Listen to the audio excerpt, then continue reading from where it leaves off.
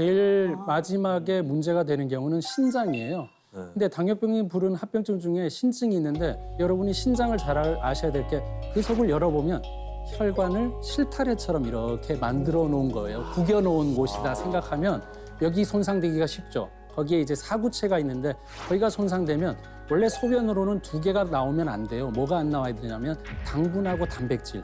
그러니까 나오면 이상이 있는 거예요.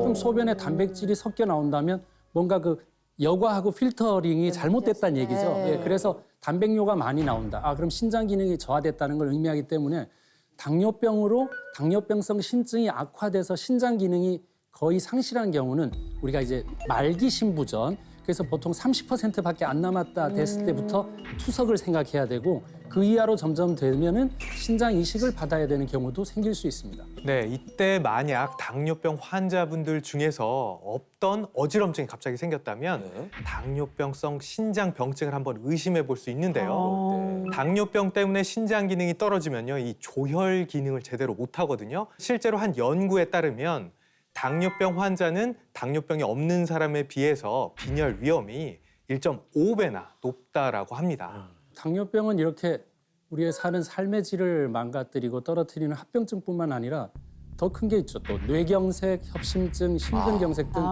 돌연사를 부르는 대혈관 합병증을 야기할 수도 있습니다. 돌연사, 무섭다. 방심하는 순간에 나의 시간이 여기서 끝나는 거죠. 사실.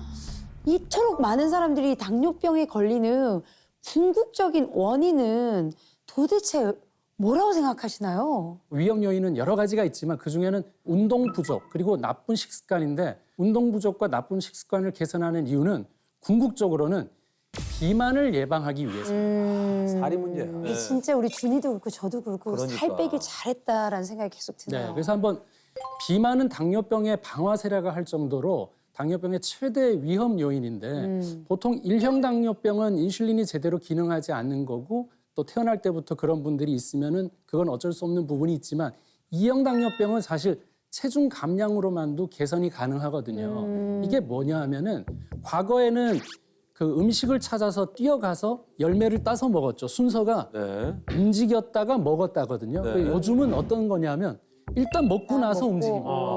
근데 먹고 나서 움직인다는 거는 옵션이라서 움직일지 안 움직일지는 사실 잘 모르거든요.